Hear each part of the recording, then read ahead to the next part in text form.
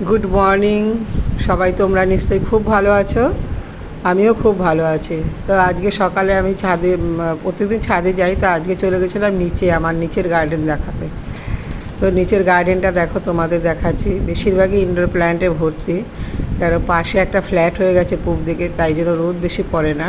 কিন্তু ইনডোর প্ল্যান্টও আমার খুব ভালো হয়েছে, খুব সুন্দর করে আমি সাজিয়েছি প্রত্যেকটা গাছ। দেখো, সবগুলো গাছের নাম আমি জানি থেকে হোক বা কারো কোথাও থেকে কেউ আমাকে গিফট করেছে, মানে এইভাবে আমি বাগানটাকে সুন্দর করে সাজিয়েছি।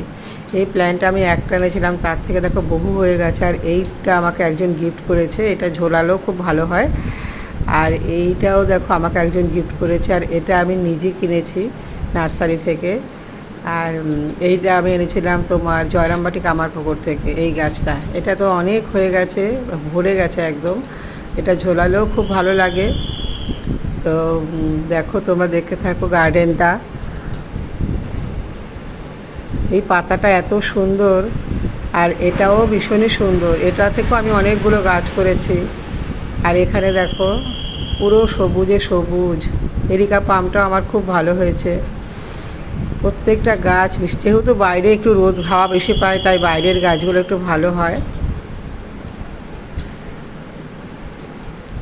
দুদিকে আমি ইনডোর প্ল্যান্ট লাগিয়ে সাজিয়েছি। বাড়িটা কেমন লাগছে একটুখানি বলো। আমার গাছের ভীষণ শখ, ছাদেও আমার প্রচুর গাছ আছে, তোমরা সেটা ভিডিওটা দেখো।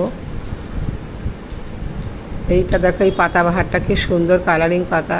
আর এইটা একটা মানি প্ল্যান্ট, নাম আমি সব জানি না, কিন্তু সব আমি লাগিয়েছি। এই মানি প্ল্যান্টের পাতাগুলো দেখো।